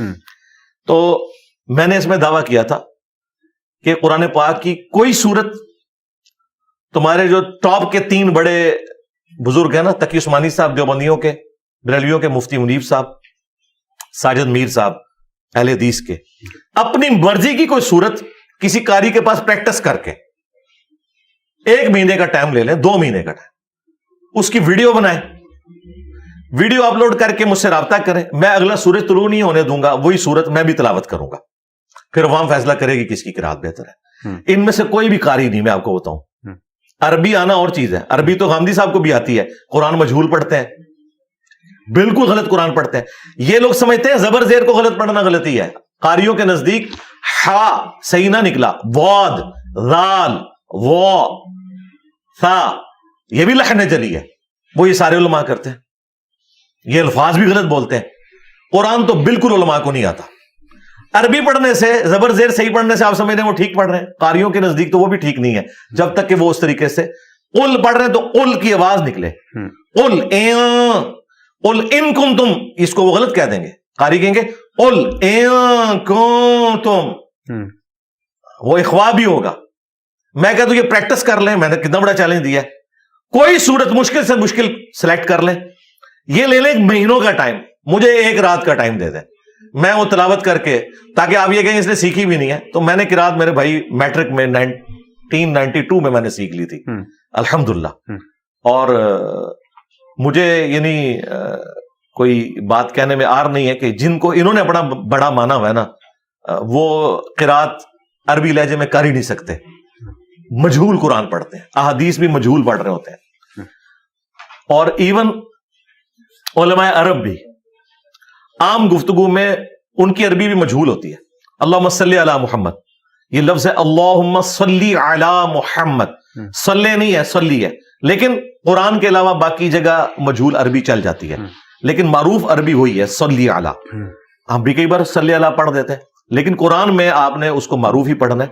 تو یہ کہنا اس طرح غلطی ہو سکتی ہے, میں نے کب انکار کیا, کیوں نہیں ہو سکتی. جب بندہ درس دے رہا ہوتا ہے پیرلل میں, اس نے عربی کے اوپر بھی توجہ رکھنی ہوتی ہے, ریکال بھی کرنا ہے کراس ریفرنس کو, آیات اور احادیث کے الفاظ کا چناؤ بھی کرنا ہے. کیونکہ میں قرات کرنے کے لیے, تلاوت کے لیے نہیں بیٹھا ہوا, درس قرآن کے لیے بیٹھا ہوں. تو یہی بات ہے. تو 27 سال کم از کم ڈاکٹر اسرار صاحب نے دورہ قرآن کروایا ہے, اور پھر انہوں نے 1998 میں بیان القرآن ریکارڈ کروایا, اس کے اندر بھی زبر زیر کی غلطی ہے, اور دیکھ کے پڑھ رہے ہیں. ہو سکتا ہے یہ کوئی جان بوجھ کے نہیں, جان بوجھ کے یہ کہ کسی نے غلطی ہائی لائٹ کی اور آپ نے دوبارہ غلط پڑھ دیا, تو آپ کی زبان پہ چڑھی نہ. یہ کہتے ہیں یہ ناظرات قرآن دیکھ کے نہیں پڑھ سکتا, یہ بات کرتے ہیں. جس کو قرآن کی کئی صورتیں زبانی یاد ہیں, کراس ریفرنس کے طور پہ آیات زبانی یاد ہیں, وہ کہتے ہیں دیکھ کے نہیں پڑھ سکتا. تو میں نے ان کو بڑا ٹیسٹ آسان کر دیا ہے کہ یہ اپنے بڑے, جن کو انہوں نے بڑا مانا ہوا ہے, قاریوں کی نہیں میں بات کروں گا, ان کے بڑے قرآن کی کوئی ایک صورت مجھے تلاوت کر کے بتائیں قرات کے مطابق, میں غلطیاں بھی نکالوں گا اور میں اس سے بہتر قرات کر کے بھی بتاؤں گا. اس سے بہتر میں اور کیا کر سکتا ہوں. یہاں پہ بھی ایک بھائی آئے تھے, میں نے قرآن ان کے سامنے رکھا, میں نے کہا کھولو, جدھر سے تم کھولو گے میں پڑھوں گا. تو انہوں نے سورۃ الکاف کھولی, میں نے کہا سورہ کاف میں سے میں نے پڑھا, تو یہ کہیں گے سورۃ الکاف تو وظیفے والی سورت ہے. میں نے کہا پھر سورہ احزاب کھولی تو میں نے پڑھی. ٹھیک ہے, تو اللہ کا شکر ہے. اور یہ ساری باتیں میں ریبٹل کے طور پہ کر رہا ہوں. یہ لوگ میرے یہ بھی کلپ کاٹتے ہیں اور کہتے ہیں یہ چیلنج کر رہا ہے علماء عرب کو. نہیں, یہ میں ریبٹل کر رہا ہوں. میرا خیال ہے دیوبندی تو اب ماتم کریں بیٹھ کے کہ تقی عثمانی صاحب نے سورہ توبہ کی آیت نمبر 24 میں 4 جگہ غلطی کی ہے, اور وہ غلطی ہائی لائٹ ہونے کے بعد انہوں نے جو صحیح پڑھا ہوا تھا وہ بھی غلط پڑھ دیا. وہ فلسطین کانفرنس والی ویڈیو ریکارڈ ہے. پہلے تقی عثمانی صاحب سے پوچھیں کہ آپ نے پوری زندگی سورہ توبہ کی آیت نمبر 24 بھی صحیح طریقے سے پڑھنا نہیں سیکھی ہے. اور یہ میں ٹونٹ کے طور پہ نہیں کہہ رہا, میں ریبٹل کے طور پہ کہہ رہا ہوں. ایسا ہو سکتا ہے کسی سے, اس کا یہ مطلب نہیں کہ کسی کو قرآن نہیں پڑھنا آتا. مفتی منیب صاحب بھی قرآن کی آیات ان کو بڑی اچھی حفظ ہے, بڑے اچھے طریقے سے قرآن پڑھ لیتے ہیں. قاری پھر بھی نہیں ہے وہ, یعنی اگر آپ کے نا قرات کر کے وہ پڑھ سکے اس لہجے میں, وہ تمام بیسک رولز جو وہ جس نے سیکھے نہیں ہوئے نا میرے بھائی, وہ کر نہیں سکتا. عام آدمی جب پڑھتا ہے نا ہمیں فوراً پتا چل جاتا ہے کہ یہ قاری ہے یا نہیں ہے. ٹھیک ہے, تو میں ان چیزوں کا بھی ایون کوشش کرتا ہوں کہ اپنی قرات میں ایٹ لیسٹ خیال رکھوں. وہ چھوٹی باریکیاں جو ہیں ان کا بھی خیال رکھوں, اگرچہ وہ لحن جلی نہیں ہوتی, لیکن کئی ایک لحن جلی بھی ہیں جن کا یہ لوگ خیال نہیں رکھتے. تو لیکن میں نے کبھی بھی کسی کی اس طرح کی غلطی نہیں نکالی ہے. میرے ساتھ ان پرنسپل کوئی بات کرے جو بنیادی عقائد نظریات کے اوپر, جو تھاٹس کے اوپر, اس طرح کی اگر آپ کریں گے تو میں اب تقی عثمانی صاحب کی یہ اٹھا لوں اور میں کہوں جی تقی عثمانی کو تو کچھ بھی نہیں آتا, اس نے کیا اسلامک بینکنگ بتانی ہے, اسے تو سورہ توبہ کی آیت نمبر 24 ہی نہیں آتی, اب میں یہ کرنا شروع کر دوں, تو میں ایسا نہیں کروں گا. یہ ان لوگوں کی ناکامی. اور یہ میں آپ کو بتاؤں یہ کیسے کرتے ہیں. انہوں نے چھوٹے بچے جو حافظ قرآن ہے یا قاری ہے نا, وہ اٹھائے ہوتے ہیں, وہ پوری ویڈیو دیکھتے ہیں. اس 1 گھنٹے کی ویڈیو میں انہیں کوئی ایک جگہ نظر آتی ہے تو اس کا کلپ کاٹتے ہیں. تو پھر یہ مانیں کہ اس 1 گھنٹے میں بس وہ ایک جگہ غلطی ہے, باقی جگہ ٹھیک ہے. یہ تو نہیں کہ قرآن نہیں پڑھنا آتا. اگر قرآن نہ پڑھنا آتا ہو تو یہ 60 آیات نہ ہو, 6000 آیات غلط ہو, 60 میں نے ٹھیک پڑھی ہوئی ہوں. ٹھیک ہے, تو یہ جتنے علماء کو یہ کہہ رہے ہیں نا, میں کہتا ہوں نہیں, میرے پاس ان کے پرانے علماء کی بھی ریکارڈنگز موجود ہے, ان میں سے قاری کوئی بھی نہیں. ہاں کچھ قاری ہیں جن کو میں اپریشیٹ کروں گا, ان کی عربی اچھی ہے, جیسے وہ محمدی صاحب ہیں, سہیب محمدی صاحب, وہ قاری ہیں. ہاں وہ اچھا قرآن پڑھتے ہیں, وہ تقریر کرتے ہیں تو قرآن کی قرات بھی اچھا کرتے ہیں. باقی جتنے انہوں نے مولوی لانچ کیے ہوئے ہیں وہ تو یقین کریں ان کی تو حالت یہ ہے, وہ دعات کو زاد پڑھ رہے ہوتے ہیں, ان کو یہی نہیں پتا. بالکل ٹھیک. فلسطین کانفرنس کے بارے میں آپ نے بات کی جو وہاں پہ اسلام آباد میں ہوئی ہے, تو میرا آپ سے یہ بھی بینگ اے اسٹوڈنٹ ایک کوشچن ہے کہ وہاں پہ سب علماء آئے ہوتے ہیں, اجماع امت نظر آ رہا ہوتا ہے, آپ جن کی اتنی بڑی فالوئنگ ہے, آپ ایسی جگہوں پہ مسنگ ہوتے ہیں, تو کیا آپ کو نہیں لگتا کہ آپ کو بھی اس طرح کا کوئی کام کرنا چاہیے, یا کم از کم ان کے شانہ بشانہ جا کے کھڑے ہونا چاہیے تھا وہاں پہ؟ آپ سٹیج تو آپ نے دیکھی ہوگی, وہاں پہ ہر قسم کے لوگ کھڑے تھے. نہیں, کوئی اجماع امت نہیں ہے. غامدی صاحب کا کوئی ریپرزینٹیٹو وہاں نظر نہیں آیا مجھے. وہ تو اچھا, اور اس سے بڑی بات کر دیتا ہوں, کوئی شیعہ عالم نہیں تھا, اور شیعہ نے بعد میں گلا کیا ہے کہ ہمیں کیوں نہیں آپ نے بلایا. اچھا, تو جن لوگوں کی حالت یہ ہے کہ پاکستان میں 5 سے 6 کروڑ تو شیعہ ہیں, ان کی ریپرزنٹیشن اس کانفرنس میں نہیں تھی. وہ ایک سنی فرقے کی کانفرنس تھی, اور سنی فرقے میں بھی ایک خاص اسکول آف تھاٹ کی تھی, ساروں کی ریپرزنٹیشن وہاں پہ نہیں تھی. بالکل ٹھیک. علی بھائی, فیوچر آف JLM اکیڈمی میرا اگلا کوشچن ہے کہ اللہ تعالیٰ نے ہم سب کو ایک لمیٹڈ زندگی دی ہوئی ہے, اور اس کے بعد ہم نے اللہ تعالیٰ کے پاس جانا ہے, تو آپ اپنے بعد اس اکیڈمی کا کیا فیوچر دیکھتے ہیں؟ یہ تو مسئلے ان لوگوں کے جنہوں نے مدرسے, چندہ بک اور وہ چیزیں لانچ کی ہیں, جنہیں فکر ہے کہ ہمارے بعد اسٹوڈنٹس کھائیں گے پیئیں گے کہاں سے, تو کوئی برانڈ شروع کر لیتا ہے, کوئی چندہ بک بنا لیتا ہے. ہمارا تو ایسا کوئی سلسلہ ہی نہیں ہے. JLM اکیڈمی ایک ریکارڈنگ کی جگہ ہے جہاں میں ریکارڈنگ کرتا ہوں اپنی ویڈیوز کی اور لوگوں سے ملاقات کرتا ہوں بس. اور یہ جگہ کرائے کے اوپر ہے. یہ ہم نے لوگوں سے کوئی چندہ ہتھیا کے, کوئی پلاٹ خرید کے, اس پہ پہلے مٹکا رکھ کے اور پھر ایک چٹائی بچھا کے اور 4 سٹوری بلڈنگ بنا کے اس کی بھی 2 بلڈنگز اپنے پاس رکھ کے نیچے دکانیں کرائے پہ دے کے, یہ کام نہیں ہم کر رہے, اپنی جیب سے اس کا کرایہ دے رہے ہیں. تو یہ ایک ریکارڈنگ کی جگہ ہے جس میں ایک اللہ کا مجاہد بندہ بیٹھ کے ختم نبوت کی برکت سے اپنے نبی علیہ السلام کی مبارک دعوت امت تک پہنچا رہا ہے. ٹھیک ہے. JLM اکیڈمی اس کا جیلم میں ہونا ضروری نہیں ہے. یہ جیلم اکیڈمی کی سیٹ کے اوپر کسی زمانے میں مودودی صاحب تھے, کسی زمانے میں ڈاکٹر اسرار صاحب تھے, کسی زمانے میں مولانا اسحاق صاحب تھے, آج میں ہوں, کل کوئی اور ہوگا. تو ہم نے کوئی اس طرح تنظیم یا یہ والا کام تو کیا نہیں ہے. یہی تو چیز ہے جو امت میں نیا کلٹ اور فرقہ پیدا کرتی ہے. ہم نے یہ کیے ہی نہیں ہے. تو ہم نے کہا کہ آپ نے انہی مسجدوں میں نماز پڑھنا ہے جس میں آپ پہلے پڑھ رہے تھے, چندے انہی کو دینے ہیں, کوئی مسجد بھی لادہ نہیں بنانی ہے. کیونکہ امت لیول کی جب آپ نے کوئی ریفارم کرنا ہے نا تو اس میں پھر آپ کو یہ کرنا پڑے گا. تو جیلم اکیڈمی کا مستقبل الحمدللہ روشن ہے. امت ٹرانسفارم ہو چکی ہے. جو جہاں میں ہے وہاں پہ بیٹھ کے وہ اپنے علماء سے پوچھتا ہے کہ دسو کتنے لکھے ہیں. The damage has been done. جی, ڈیمیج ہیز بن ڈن. اور یہ بعض علماء کہتے ہیں کہ دیکھیں جی, یہ ڈیمیج ہیز بن ڈن, یہ جو جملہ بولتا ہے یہ تو ہے ہی نیگیٹو معنوں میں. بھائی قرآن میں لکھا ہوا ہے سورۃ الانبیاء میں کہ ہم حق کو باطل پہ دے مارتے ہیں اور وہ اس کا بھیجا نکال کے رکھ دیتا ہے. اللہ نے بھی یہ لفظ استعمال کیا ہے کہ ڈیمیج ہو جاتا ہے. حق سے باطل کا ڈیمیج ہیز بین ڈن ہوتا ہے. یہ کوئی نیگیٹو جملہ نہیں ہے, یہ قرآن میں موجود ہے. بالکل ٹھیک, بالکل ٹھیک. یہی ابھی میں سن رہا تھا جب آپ نے لیکچر اینڈ کیا تو اس کے بعد آپ نے ایک بات کہی کہ کسی بھی اسپیکر, کوئی بھی ایسے عالم یا مولوی حضرات نہیں ہیں جنہوں نے اس طرح کا ایک پراپر ڈسپلن سسٹم رکھا ہو کہ اس کے بعد پھر ان کے جتنے بھی اسٹوڈنٹ یا جتنے بھی لوگ ہیں جو آئے ہوتے ہیں سننے کے لیے وہ آگے تصویریں بھی کھنچوا سکیں, کوشچن بھی کر سکیں. تو کیوں نہیں رکھا ہوا؟ کیا وجہ ہے کہ نہیں رکھا ہوا؟ پتہ نہیں ان کی مجبوریاں کیا ہیں. مجھے بتائیں وہ کیا بتائیں گے لوگوں کو. میں نے تو یہ دعویٰ کیا ہے کہ کوئی لائیو سیشن بھی نہیں اس طریقے سے چلا سکتا جس میں وہ دین سکھائے. کیا سکھائیں گے؟ اب بہت لیٹ ہو چکے ہیں. تقی عثمانی صاحب لائیو سیشن شروع کریں گے نا, نیچے 1000 کمنٹس آئیں گے, سر تھانوی رسول اللہ پہ ہمیں بتائیں. آپ بتاتے ہیں تو فرقہ آ سے جاتا ہے, نہیں بتاتے تو نیچے لوگ گالیاں نکالیں گے. کون لائیو سیشن شروع کر سکتا ہے؟ میرے نیچے آگے کیا کوئی لکھے گا؟ چشتی رسول اللہ لکھے گا, تھانوی رسول اللہ لکھے گا, کیا لکھے گا؟ پھر یہ دین کے مسئلے تو بتاتے ہیں اپنے بزرگوں کی کتابوں سے, آیت حدیث یہ لوگ پیش ہی نہیں کر سکتے, یہ کہاں سے بیان کریں گے؟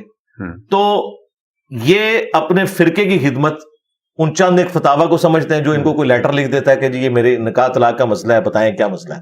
اور وہ ہم بھی انہی کی طرف ہی لوگوں کو ریفر کرتے ہیں. جیسے بینک اکاؤنٹ کھلانا ہے تو ظاہر میں نے تو نہیں کھولنا, میں بینک کی طرف ہی بھیجوں گا ان کو. ہم ان کو دینی مسئلہ بتا دیتے ہیں, باقی ہم کہتے ہیں فتویٰ لینا ہے علماء سے جا کے لیں, کیونکہ وہ ریٹن جس طریقے سے آپ کو اسٹیمپ پیپر ظاہر ہے وہ آپ کو کچہری سے ہی ملیں گے, کورٹ سے ہی ملیں گے, میں نے تو نہیں دینے. ہاں میں آپ کو اس کی ورڈک بتا سکتا ہوں کہ یہ لکھی ہوئی ہونی چاہیے. تو یہ علماء جو ہیں وہ اس وجہ سے بھی نہیں کر سکتے لائیو سیشن. باقی اپنے ایوانوں میں تو یہ گرجتے ہیں. اور آخری بات یہ کہ ان کے پاس جانا کس نے, یہ بیٹھ بھی جائیں, کیا لینے کے لیے لوگ جائیں گے, کس لیے جائیں گے؟ ان کے فرقوں کی باتیں سننے کے لیے. تو اب تو لوگ قرآن و سنت کی بات سنتے ہیں. جو چند ایک ان کے کو بچے ہوئے لوگ ہیں وہی ان کے پاس جائیں گے. میرے ساتھ ایک میجر صاحب آئے ہوئے تھے, انہوں نے بھی ایک کوشچن میرے سامنے رکھا ہے. انہوں نے کہا کہ علی بھائی سے پوچھیے گا کہ ملک کی خاطر فوج میں لڑتے ہوئے کئی لوگ جو ہیں وہ فدائین بن کے اور اپنی جانیں دے دیتے ہیں, تو ان کا کیا سٹیٹس ہے؟ شہداء ہیں کیا؟ اس کو خودکشی کنسیڈر کریں گے؟ کہ لیٹ سپوز کہ ہمارا کوئی بندہ فوجی جہاز اڑا کے لے گیا اور اس نے جا کے دو دشمن کے جہازوں کے اندر مار دی اور تباہ کر دی, تو کیا اگر اس کے علاوہ کوئی چارہ نہیں ہے تو ٹھیک ہے, کر سکتے ہیں. بالکل. کیا وہ شہادت ہے؟ ہاں جی شہادت ہے, اگر اس کے علاوہ کوئی اور چارہ نہیں ہے. یہ نہیں ہے کہ آپ نے ٹینکوں کے نیچے جا کے لیٹ جانا ہے خود مرنے کے لیے. بالکل ٹھیک. ٹھیک ہے, یہ تو اسلام اس کی اجازت نہیں دیتا. آپ نے آخری درجے تک کوشش کرنی ہے, اور اس میں بھی اگر ان کے پاس کوئی چارہ ہے اور تو اسی طریقے کو اڈاپٹ کرنا چاہیے. اگر اس کے علاوہ کوئی اور چارہ نہیں ہے تو یہ بھی ایک راستہ ہو سکتا ہے. بالکل ٹھیک. یہ اس بندے نے ڈیسائیڈ کرنا ہے کہ اس وقت صورتحال کیا ہے. خام خواہ مرنے کے لیے نہیں جا کے وہ جس طرح اب میں پھر پرسنل کسی کا نام نہیں لیتا, وہ پھر لوگوں کی عقیدتیں وابستہ ہیں. ہمیں ہمارے شہداء کے بارے میں بتایا جاتا ہے کہ جی وہ اکیلے جناب اگلے مورچے پہ جا کے دشمن کے سامنے کھڑے ہو گئے. یہ بیوقوفی والا کام ہے. سامنے جا کے کھڑے ہو گئے تو ایک سیدھا گولا لگا سینے میں, شہید ہو گئے. تو سیدھا سیدھا جو ہے موت کے منہ میں جانے والی بات ہے. اسلام نے یہ تو نہیں آپ کو کہا, آپ نے اپنی جان کی حفاظت کرنی ہے. ٹھیک ہے, ہاں پھر کوئی ایک آپ کے ساتھ حادثہ ہو جاتا ہے وہ علیحدہ بات ہے. یہ کس نے کہا کہ آپ نے سامنے جا کے کھڑا ہو جانا ایسے سینہ تان کے, مطلب کوئی بہادری شو ہوتی ہے. بالکل ٹھیک, بالکل ٹھیک. تو جان کی حفاظت سے متعلق میرا لاسٹ کوشچن ہے آپ سے کہ ٹیبل کے اس طرف بیٹھنا بہت آسان ہے, ٹیبل کے اس طرف بیٹھنا ڈیفینیٹلی بہت مشکل ہے. تو آپ روز کی بنیاد پہ جو ایک یہ دین کے لیے جو خدمت کر رہے ہیں اس میں پریشانی فکر تو آتی ہوگی, تو کیا ابھی کیا حالات ہیں؟ پریشانی ہے, فکر ہے, اور کیا سوچتے ہیں کہ کیا یہ کرنا چاہیے تھا فرام دا فرسٹ ڈے؟ اور آج جب اپنے فیملی کو دیکھتے ہیں، بچوں کو دیکھتے ہیں، تو کیا کبھی سوچتے نہیں ہیں کہ یار یہ تھوڑا سا ہاتھ ہولا رکھ لیتے تو زیادہ بہتر تھا؟ میرا خیال ہے میں اگر اس طرح سوچوں تو میں تو بے ایمان ہو جاؤں. استغفر اللہ، اللہ نہ کرے کبھی. مجھے تو اس بارے میں کبھی وسوسہ بھی نہیں آیا. میں حلفیہ کہہ رہا ہوں، سوچنا تو دور کی بات ہے، مجھے کبھی وسوسہ بھی نہیں آیا. میں تو اپنے آپ کو بے ایمان سمجھوں گا اگر مجھے وسوسہ بھی آ جائے اس حوالے سے. ظاہر ہے جو بندہ یہ کام کرتا ہے اللہ تعالیٰ اسے اس کام کے لیے اٹھاتا ہے، حالات و واقعات فیوریبل دیتا ہے تو اللہ تعالیٰ مدد فرما رہا ہوتا ہے. لا یکلف اللہ نفسا الا وسعها. اللہ تعالیٰ کسی جان پر اس سے بڑھ کر بوجھ نہیں ڈالتا. تو میرے کندھے یہ بوجھ اٹھا سکتے تھے، اللہ تعالیٰ نے مجھے کیپیبل بنایا تھا تو مجھے ان حالات کے ساتھ فیوریبل کر دیا. ہم نے کبھی اپنے اسٹوڈنٹ سے نہیں کہا کہ آپ نے بھی اسی طریقے سے کام کرنا ہے. میں ہمیشہ کہتا ہوں کہ آپ نے قرآن کی آیات اور احادیث لوگوں کو شیئر کروانی ہے، اور جہاں کوئی سخت موضوع اگر آپ کو بیان کرنا پڑے آپ نے خود نہیں کرنا، ورنہ لوگ آپ کے دشمن ہو جائیں گے. کیونکہ جو سامنے کیمرے پہ آ جاتا ہے نا، لوگ اس سے پھر نفرت کرتے ہیں. جو لوگ سے مراد جو جاہل، ابو جہل کی جو اولاد ہے، جو دیندار لوگ ہیں وہ تو نفرت نہیں کرتے، وہ تو دین سیکھنا چاہتے ہیں. اگر کچھ ایسا کرنا ہے تو میری ویڈیو شیئر کروائیں اور توپ کے منہ کے آگے مجھے کریں، ٹھیک ہے؟ پھر آپ سے نفرت نہیں ہوگی کیونکہ آپ تو شیئر کروا رہے ہیں نا. آپ سے کوئی زیادہ کرے گا، کہے گا یار یہ بھی اس پاگل کے پیچھے لگ گیا ہے تو اس کو سمجھاتے ہیں واپس آ جائے. لیکن جب آپ خود بیان کرتے ہیں نا، چشتی رسول اللہ، تھانوی رسول اللہ اور ان بزرگوں نے جو اسلام کے ساتھ انورٹڈ کاماز میں خدمت کی ہے، پھر وہ آپ کے دشمن ہو جاتے ہیں. تو ہم نے اپنے اسٹوڈنٹس کو ہمیشہ کہا ہوا ہے کہ آپ نے کیمرے میں سامنے اس طرح آ کے خود للکارنا نہیں، ان کو ضرورت ہی کوئی نہیں ہے، کیونکہ ہم نے ڈیمیج اللہ کے فضل سے ان کے فرقوں کو کر دیا. اب آپ آیات احادیث شیئر کروائیں، اور ضروری نہیں کہ آپ نے اختلافی موضوعات کے اس ایکسٹریم لیول پہ جا کے لوگوں کو پہلے تبلیغ کرنی ہے. اور کئی موضوعات ہیں، میں نے تو ہر ٹاپک کے اوپر بات کی ہوئی ہے، صرف اختلافی موضوعات. تو کرنٹ افیئر پہ بھی صرف میں ہی بولتا ہوں. اچھا، یہ جو علماء مشورے دے رہے ہوتے ہیں انجینئر صاحب اس کو چھوڑیں اس پہ کام کریں، وہ اس پہ جو کام ہے وہ یہ خود کر رہے ہوتے ہیں. کوئی ایک بندہ کام کر رہا ہو. یہ دھروو راٹھی کی ویڈیو آئی اسلام کے اوپر، ریبٹل کس نے دی؟ کسی نے کیا. تو یار جس کام کی طرف مجھے یہ کہتے ہیں خود بھی کوئی کام کیا ہے انہوں نے. صرف بس ایک رونا پیٹنا کر لیتے ہیں کیمرے میں، انجینئر صاحب آپ یہ کریں. یار انجینئر صاحب نہیں کر رہے، آپ کریں. وہ اختلافی ٹاپکس کے اوپر اس لیے آ کے بات کرتے ہیں نا، ویوز زیادہ آتے ہیں. ہاں، وہ اس لیے کرتے ہیں. میں تو اس لیے کرتا ہوں کہ میں اختلافی موضوعات کو سمجھتا ہوں کہ سب سے بڑا مسئلہ سب کانٹیننٹ کے مسلمانوں کا یہی ہے. ابھی بھی کئی نان مسلم جو مسلمان ہوئے ہیں وہ کہتے ہیں مسلمان ہو گئے تو پھنس گئے کہ ہم نے سنی ہونا ہے، شیعہ ہونا ہے، وہابی ہونا ہے، دیوبندی ہونا ہے، کیا ہونا ہے. تو کیا یہ مسلمان ہی ہونا چاہیے. بالکل ٹھیک. تو آخر میں ہمارے لیے اور پاکستان کے لوگوں کے لیے کوئی میسج یہی ہے کہ کتابوں کے ساتھ اپنے آپ کو جوڑیں، بکش مسلمان بنے، اور تمام علماء دین کی بات سنیں. جس کی بات قرآن و سنت سے ہو اس کو آپ ویریفائی کریں، اس کے بعد اس کے اوپر عمل کریں. یہ اپنے آپ کو کسی ایک بند کنویں میں نہ لے جائیں کہ میں نے فلاں کی بات سننی ہے، فلاں کی نہیں سننی. سب کی بات سنیں، اور جس کی بات دلیل کے ساتھ ہے وہ آپ لے لیں، اور جس کی بات دلیل کے ساتھ نہیں اس کو چھوڑ دیں. اس کو کافر نہ کہیں، آپ اسلام سے نہ نکالیں، کہیں یہاں اس کو غلطی لگی ہے. میرا خود بھی ایٹیچیوڈ یہی ہے. مجھے اپنے استادوں سے بھی کئی معاملات کے اندر سنگین نوعیت کے اختلافات ہیں، اس کے باوجود میں ان کا نام احترام سے لیتا ہوں. غامدی صاحب ہیں، ڈاکٹر اسرار صاحب ہیں، مودودی صاحب ہیں، میں نے سب سے لرن کیا ہے.